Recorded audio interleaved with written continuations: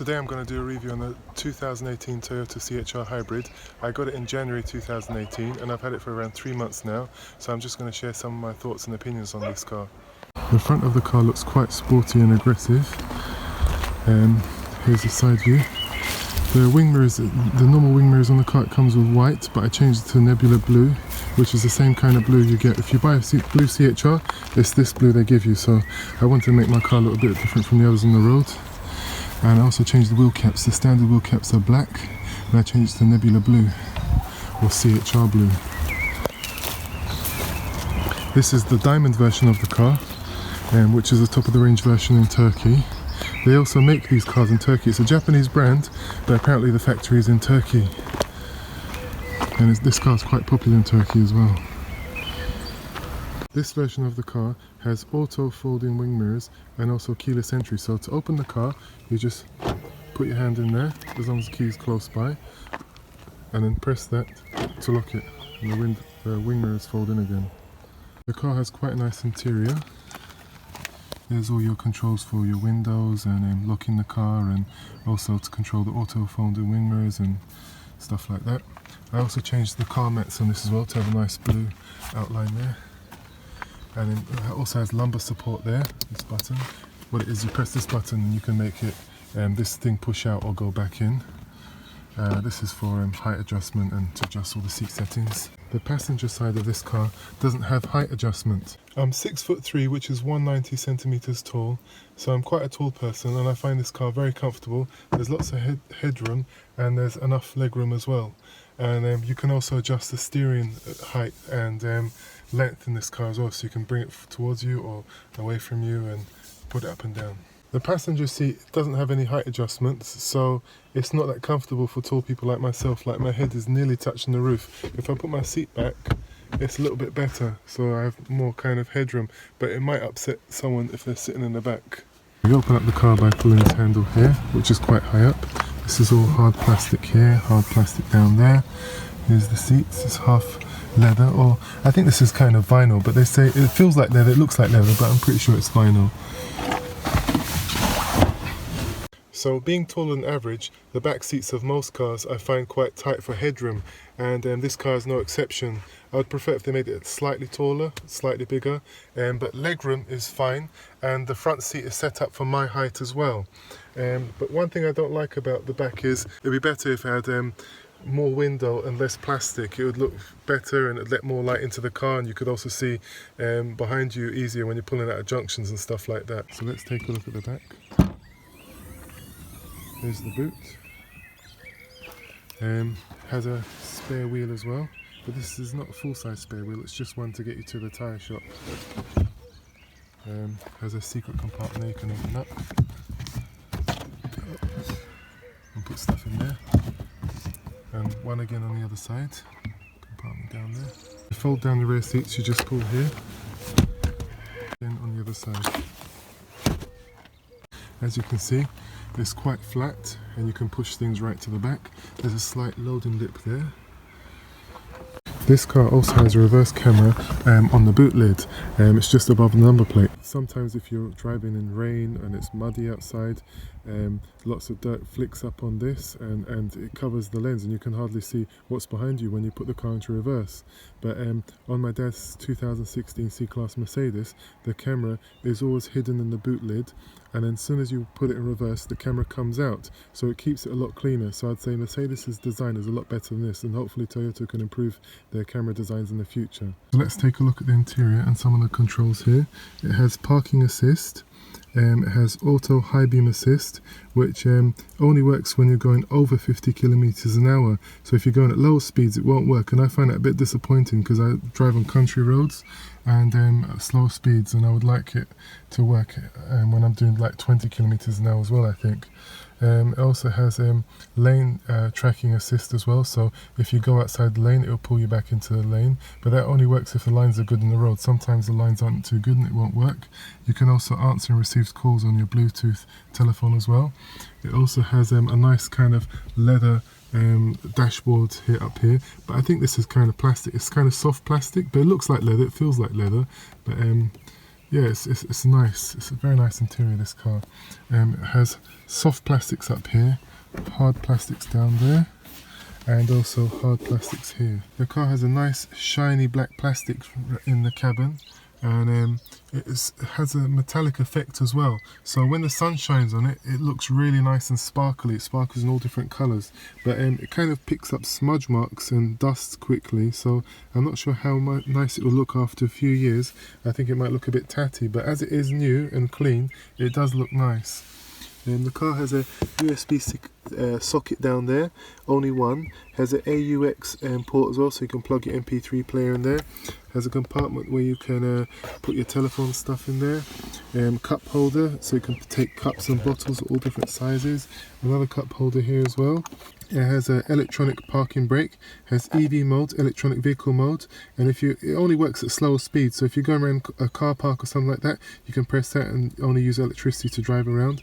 It also has a hold button, so if you're stuck in traffic and you don't want to have your foot held on the brake, you can press hold and take your foot off the brake, and as soon as you want to drive away, you just press accelerator and it goes away. It also has a electronic stability control system as well, so if you don't want to use that, you can just press that button and turn it off. This is a touchscreen device up here. Sometimes it can feel a bit slow though, like if you want to put the sound up and down, it can be a bit slow to respond. If it had a knob here, an analog knob, I think it'd be a lot better, so you can just turn it up and down very quickly. Another thing I don't like about this computer system is if you want to sort your music out, it has to be done by playlists. In all the previous cars I've had, you can put music in folders and sort it out on your PC, just sort different folders out and play music by folders. But in this one, it won't work. You need to have playlists. So as I've said, I've had this car for around 3 months now, and what I can say is I'm very happy with it. I think it's a great car. It drives very smooth, and it's economic as well. I've heard some journalists say that the car's slow, but I don't really find it slow at all. I've had cars that are faster than this. My previous cars have all been Mercedeses. Well, the last few cars I've had have been Mercedes C-classes, which were 150 horsepower, and I don't really feel much of a difference from driving this. If anything, I prefer to drive this than the previous C-classes I've had. I've had petrol C-classes and also diesel, turbo diesel C-classes, and I think I prefer this car than the previous C-classes I've had. This car is bigger inside. It's bigger in the back and the front, and on the back seats you feel like you're sitting up better in this one as well, because on the C-Class it feels like you're sitting more on the floor. My dad currently has a 2016 C-Class, and I much prefer this car to his car.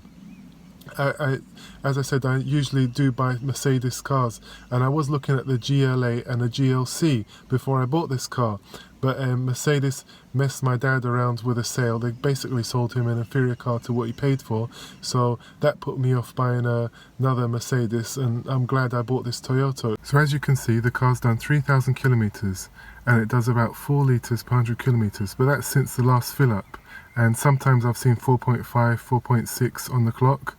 But it all depends how you drive it. There's a lot of hills and stuff like that around here, so I don't accelerate too heavily up the hill, and I just let the car glide down the hill.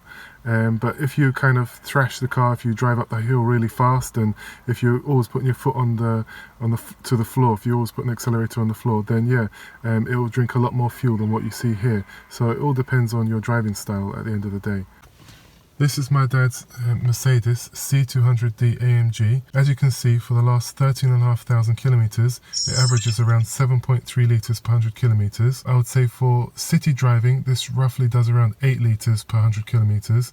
And when it comes to motorway driving, it does around 5.5 to 6 liters per 100 kilometers.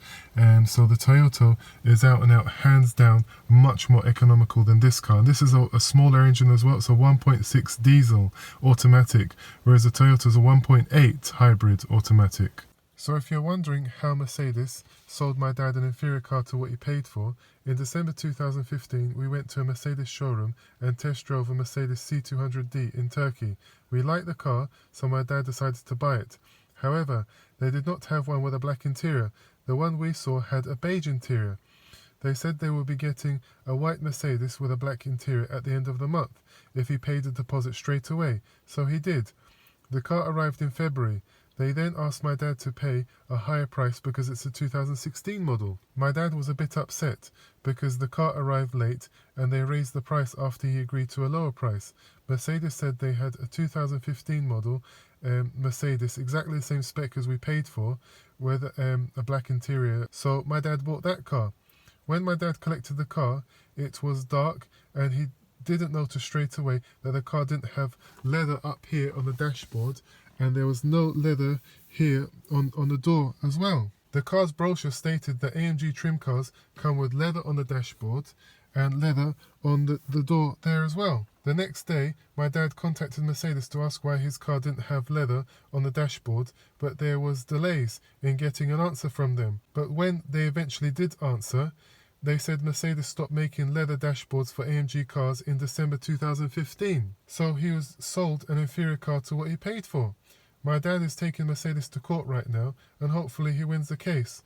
I was a loyal Mercedes customer before, but I won't ever buy a Mercedes again. So in conclusion, I would say the Toyota is a very nice car. I'm very happy with it. I'm used to Mercedes standards, and I still think the Toyota is a great car. I actually prefer the Toyota than this car as well. I prefer it than my dad's current C-Class. The reason is the Toyota's bigger inside, it's more comfortable in the driver's seat. It's also more comfortable in the rear seats as well, because it's like you're sitting up higher in the rear seats. Also, it feels smoother to drive as well. Sometimes in this car, this is a 7-speed automatic Tiptronic gearbox, and sometimes when you're going down the hill, it can't find the right gear to be in. You want a higher gear and it'll go in a lower gear, and it can be a bit annoying sometimes when it gets confused with what gear to be in. Whereas a Toyota has a CVT gearbox and it just kind of glides down the hills. It's a very smooth experience. It soaks up the bumps nicer than this as well, because this has got sport suspension, whereas the other one has a kind of in between sport and comfort really. But it's a more comfortable car to be in anyway when you're driving around, just especially when it's an electric mode as well, when you're going at slow speeds and the engine cuts out, and it's just so smooth and nice. Some of the plastics in the back of the Toyota are a bit cheaper. They're a bit more upmarket in the Mercedes. This has a smaller screen and it's not touch, whereas in the Toyota it's a touch screen. Yeah, so as I said, I'm used to Mercedes standards and I'm very happy with this Toyota. I was very surprised at how well it drove. I think if you're interested in buying it, you should go and take it for a test drive, and I think you'll like it. Some people said it makes a lot of noise when you accelerate heavily, and it does, but so do diesels. Diesels make a lot of sound as well if you put your foot down, and I don't really put my foot down much when I'm driving around, because I don't really want to thrash the car. I just drive at normal speeds.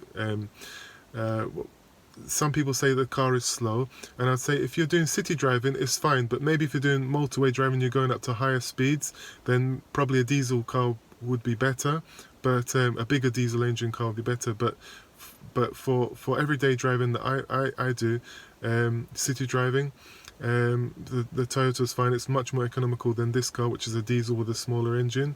So yeah, it's a great car. If you're interested in buying it, you should go and take it for a test drive. And yeah, so I wish you the best of luck with your purchase, and maybe see you in another video. So that's it. Bye bye.